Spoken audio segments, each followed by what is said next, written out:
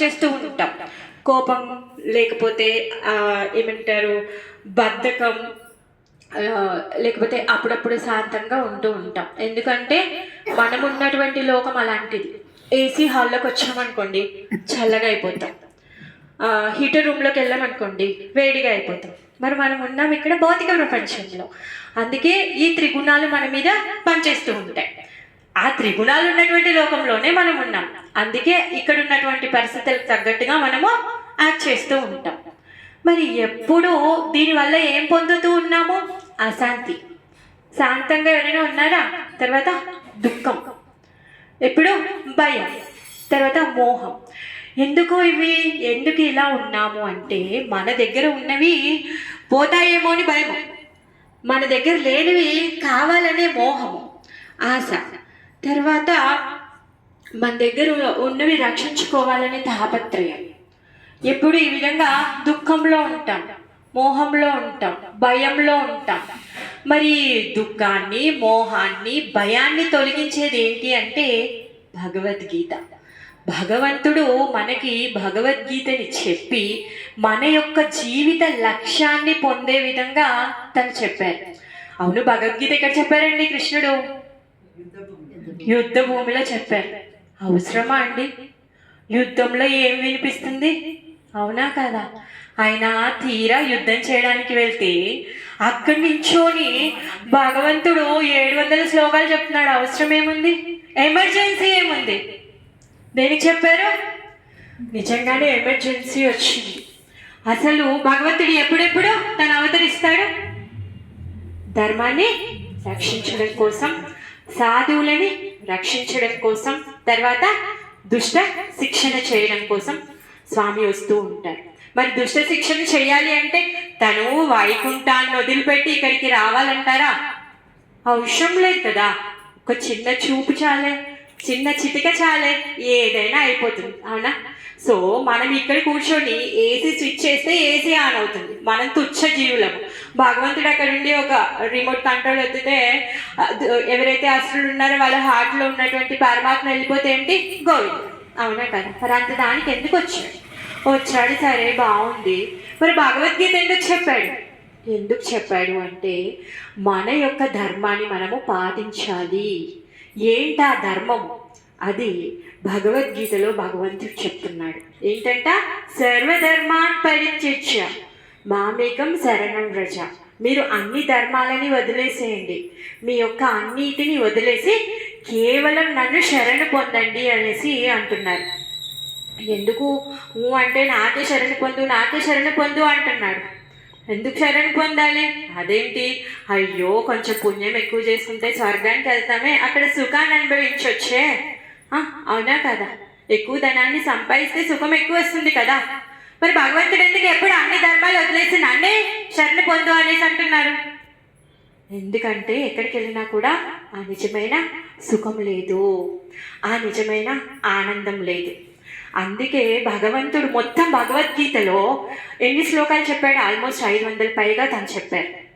750 శ్లోకాల్లో 500 పైగా కృష్ణుడు చెప్పారు. ఏం చెప్తున్నాడు? మీరు నా దగ్గరికి చేరే మార్గం, నన్ను చేరుకునే మార్గం, మీరు ఈ విధంగా చేస్తే నా దగ్గరికి వస్తారు. మరి ఆయన దగ్గరికి వెళ్తే ఏం దొరుకుతుందంట? మనం ఆశించేటటువంటి ఆనందం, పరమశాంతి. అది ఏంటిదంటే ఏదో గులాబ్ జామున్ తిన్నంతసేపే ఆ స్వీట్ తిన్న ఎంజాయ్ ఉంటుంది. అలా అయిపోతుందా? ఆ ఎంజాయ్ అనేది అయిపోదు. శాశ్వతమైన సుఖము, శాశ్వతమైన ఆనందము ప్రతి ఒక్కరు అంటారు. ఈ దాన ధర్మాలు ఎందుకు చేయాలి అంటే మేము ఎక్కువ దానం చేస్తే మేము స్వర్గానికి వెళ్తాము అనేసి అంటారు. మరి స్వర్గానికి వెళ్ళి ఏం చేస్తారంటే అక్కడ నందన కారణ ఉద్యానవనం ఉంది, అప్సరసలు ఉన్నారు, ఎంజాయ్ చేయడానికి స్వర్గానికి వెళ్తారు. మరి పుణ్యం అయిపోయిన తర్వాత మళ్ళీ రావాల్సిందే ఇక్కడికి. మరి అంత దానికి పోవడం ఎందుకండి? అదేదో ఇంకా బెస్ట్ దగ్గరికి వెళ్ళొచ్చు కదా. అందుకే కృష్ణుడు చెప్తున్నాడు, అన్ని ధర్మాలని వదిలేయి అంటే ఇల్లు, సంసారం, పిల్లలు వదిలేసి అడవికి వెళ్ళి తపస్సు చేయడమా? కాదు. అన్ని ధర్మాలని వదిలేయడము అంటే మన లోపల ఉన్నటువంటి కామ, క్రోధ, మద, మత్సర్యాలకి సంబంధించిన కార్యాలు ఏవైతే మనం చేస్తామో వాటిని వదిలేయమని అర్థం. మనము మన యొక్క ధర్మాన్ని నిర్వర్తించాలి. భగవంతుడు చెప్తున్నాడు ఏంటి అది, నేను వర్ణాశ్రమాలను ఇచ్చాను అని చెప్తున్నాడు. ఆ వర్ణాశ్రమాల్లో ఉండి మీ యొక్క ధర్మాన్ని తూచా తప్పకుండా చెయ్యాలి. ఎలా చేయాలి అంట?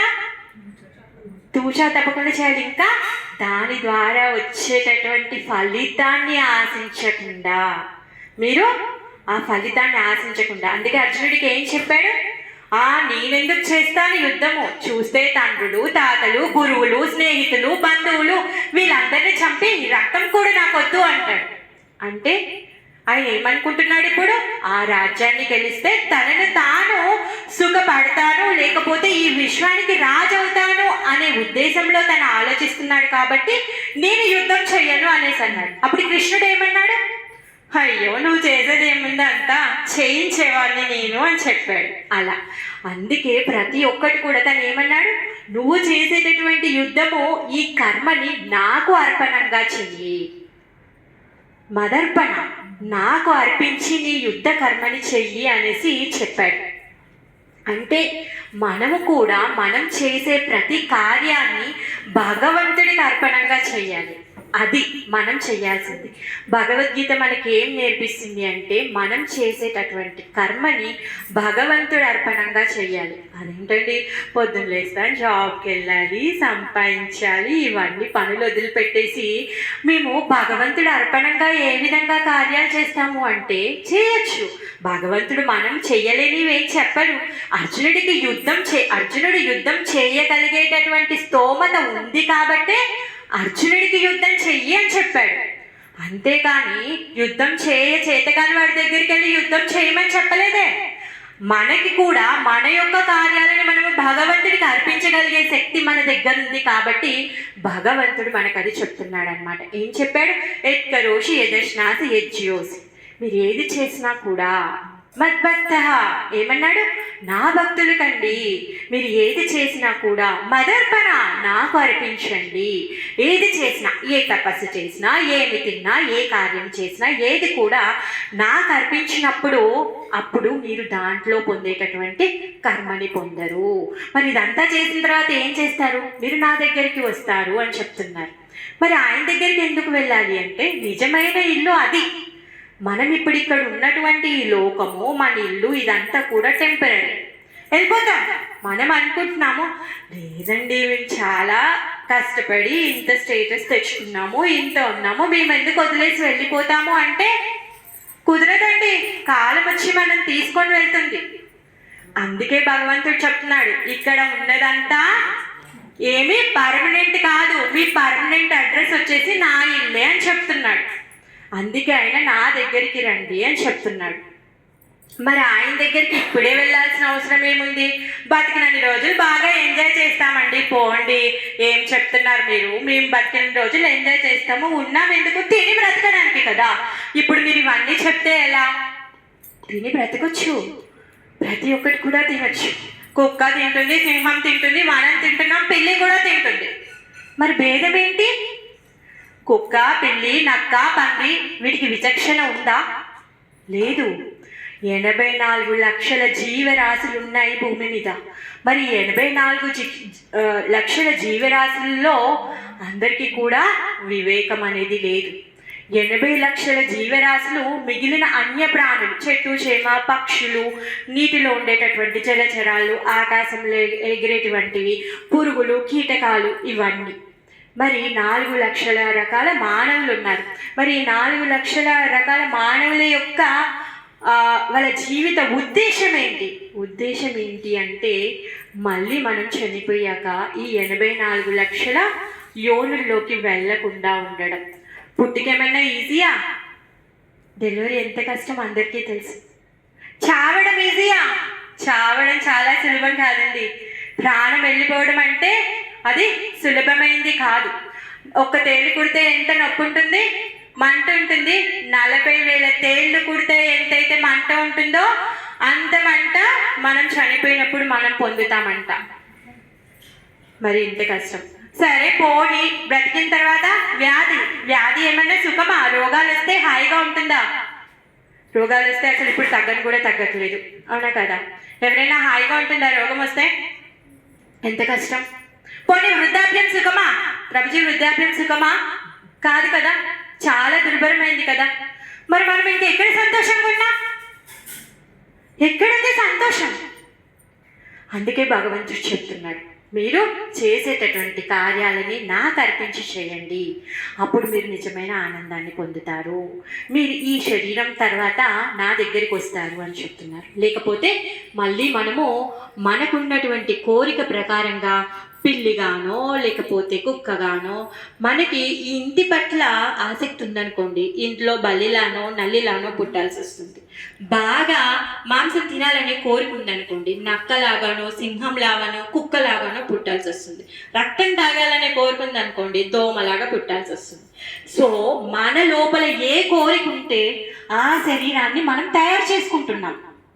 టైలర్ దగ్గరికి వెళ్ళి మనం మెజర్మెంట్స్ ఇస్తాం, తను ఏం చేస్తాడు? మన మెజర్మెంట్స్ తీసుకొని మనకి డ్రెస్ కుడతాడు. అలానే మన జీవితంలో మనం ఉండి మనం చేసేటటువంటి కార్యాలతో మన నెక్స్ట్ లైఫ్కి బాడీని మనం తయారు చేసుకుంటున్నాం. ఆల్రెడీ టైలర్ ఫిక్స్ అక్కడ ఉన్నారు, యమధర్మరాజు అక్కడ కూర్చొని ఉన్నారు, బ్రహ్మ ఉన్నారు, మన హార్ట్లో ఉన్న పరమాత్మ ఉన్నారు, ఇంతమంది సాక్షులు ఉన్నారు, మెజర్మెంట్స్ ఇస్తూనే ఉన్నారు. సో మనం చేసే ప్రతి యాక్షన్కి అక్కడ మెజర్మెంట్ పడుతూ ఉంది, దానికి తగ్గ శరీరం అక్కడ తయారవుతూ ఉంది. మరి అందుకే 84 లక్షల జీవజాతులు ఎన్నైతే ఉన్నాయో దేనికి కూడా ఈ అవకాశం లేదు. భగవంతుడు ఎవరు? భక్తి ఎందుకు చేయాలి? మరి ఈ దుఃఖాలమైనటువంటి ఇక్కడి నుంచి బయటికి ఎందుకు వెళ్ళాలి? నిజమైన ఆనందం ఏంటి? వాటికి తెలుసా? తెలీదు. వాటికి ఒకటే తెలుసు, తినడం, పడుకోవడం, పిల్లల్ని కనడం, ఎవరైనా అటాక్ చేస్తే వాటిని రక్షించుకోవడం. అంతకుమించి ఇంకేం పనులు చేయవు. అవేం సంపాదించుకోవు, ఈవినింగ్కి దాచిపెట్టుకోవు, రేపు పొద్దునకి దాచిపెట్టుకోవు, దానికి ఏమీ లేదు. నాకు ఇల్లు కావాలి పడుకోవడానికి, చలి పెడితే దుప్పటి కావాలి, దానికి ఏమీ లేదు చీకు చింత, అవునా కదా? సో భగవంతుడు మనకే ఈ బుద్ధిని ఇచ్చాడు. మరి ఈ బుద్ధితో మనం ఏం చెయ్యాలి? ఈ బుద్ధితో మనము మళ్ళీ పశువులాగా బిహేవ్ చేయొద్దు. పశువు జీవితంలో ఉన్నప్పుడు పశువులాగా బతికాము, మానవ జీవితాన్ని పొందినప్పుడు మనము మానవుల్లాగా బతకాలి. మరి ఎలా బతకాలో భగవద్గీతలో భగవంతుడు చెబుతున్నారు. అదే భగవద్గీత. ఆ భగవద్గీతను ఎప్పుడైతే మనం అర్థం చేసుకుంటామో, భగవద్గీతలో చెప్పినటువంటి సూచనలు ఏవైతే ఉన్నాయో వాటి ప్రకారంగా మన జీవితాన్ని మనం మలుచుకుంటామో అప్పుడు నిజమైన ఆనందాన్ని పొందుతాం. అప్పుడు ఎవరము కూడా మనం ఇక్కడ చాలా కష్టాల్లో ఉన్నాము అంటే శారీరకపరమైన కష్టాలు, కొన్ని కష్టాలు వస్తాయి. కాకపోతే ఎప్పుడైతే భగవంతుడు అర్పణంగా మనం ఉంటామో అప్పుడు ఏమనుకుంటాము అంటే, నిజంగా భగవంతుడు చాలా కరుణామయుడు, అందుకే నన్ను ఇంత బాగా చూసుకుంటున్నాడు అని మనం అనుకుంటాం. ఎందుకంటే దారిలో వెళ్తూ వెళ్తే జారిపడ్డా, కాలు బెనికింది, ఇంకొంచెం ముందుకెళ్తే యాక్సిడెంట్ అయ్యి కాలే ఇరిగిపోయేది. అంటే కాలు బెనికిందంటే భగవంతుడు దయదలిచాడు కాబట్టి ఇంకొంచెం ముందు పడలేదు, ఆ బండి కింద పడేదాన్ని నేను, కనీసం జారిపడ్డాను, కాలు బెనికింది అంటే భగవంతుడి యొక్క రక్షణను మనం గుర్తించగలుగుతాం. ప్రతి ఒక్కరిని భగవంతుడు రక్షిస్తున్నాడు, రక్షించడానికి ఏమీ లేదు. ఎంతమంది దుష్టులు ఉన్నారు ఇప్పుడు, వాళ్ళు ప్రతి ఒక్కరికి హాని కలిగించడానికి ఉంటారు, వాళ్ళని రక్షించట్లేదా? వాళ్ళకేమన్నా సూర్యుడు నేను వెళ్తురు ఇవ్వని అంటున్నాడా? గంగమ్మ ఏమన్నా నీళ్ళు ఇవ్వని అంటుందా? భూదేవి నిన్ను నించోబెట్టని అంటుందా? కాపాడుతూనే ఉంది కదా, అవునా కదా? వాయుదేవుడు ఏమన్నా నేను నీకు గాలి ఇవ్వని అనేసి అంటున్నారా? అందరికీ భగవంతుడు అన్నీ సమకూరుస్తాడు. కాకపోతే అవి వినియోగించుకున్న తర్వాత మనకి కృతజ్ఞత ఉండాలి. మనం చేసేటటువంటి కార్యాలేంటో మనం తెలుసుకోవాలి. మీరందరూ చాలా అదృష్టవంతులు, మీరు భగవద్గీతను చదవాలని ఉత్సాహం మీకుంది, భగవద్గీతను చదువుతారు, శ్లోకాలు నేర్చుకున్నారు. అలానే భగవద్గీతలో భగవంతుడు ఏం చెప్తున్నాడు, మరి ఆ భగవద్గీతను చదివి మనం చేయాల్సిన పని ఏంటి, మరి దాంట్లో మనం నేర్చుకొని ఏ విధంగా మన జీవితాన్ని మలుచుకోవాలి, మన యొక్క జీవితాన్ని, మానవ జీవితం ఏదైతే ఉందో దాన్ని సార్థకం చేసుకోవాలి, అది తెలుసుకోవడం ఇంకా important. Hare Krishna. Thank you.